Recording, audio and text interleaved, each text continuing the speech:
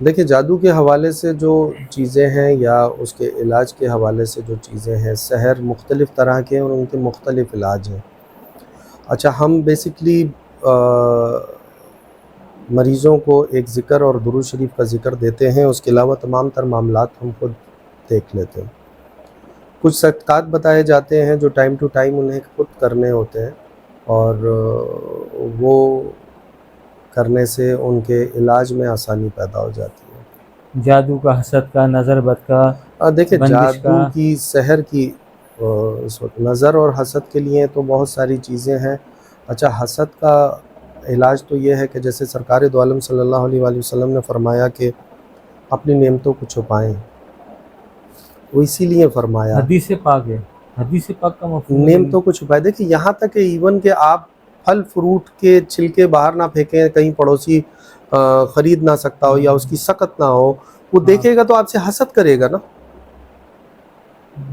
اور اس کی دل آزاری بھی ہوگی۔ دونوں پوائنٹ آف ویو ہیں اس میں، یہ ایک چیز نہیں ہے۔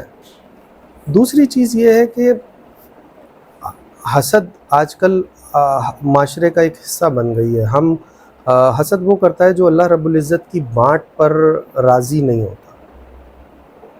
یہ اللہ نے اسے کیوں دیا ہے، مجھے کیوں نہیں دیا؟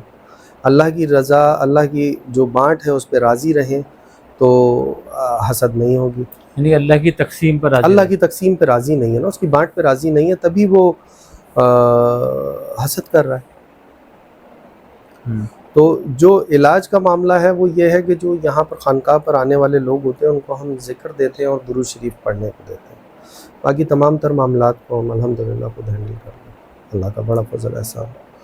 تو دوسری چیز یہ ہے کہ کچھ معاملات ایسے ہوتے ہیں کہ ان کا علاج تھوڑا سا طویل ہو جاتا ہے، ورنہ الحمدللہ 15 دن، 18 دن، 20 دن میں شفا یاب ہو جاتے ہیں لوگ، ماشاءاللہ ماشاءاللہ۔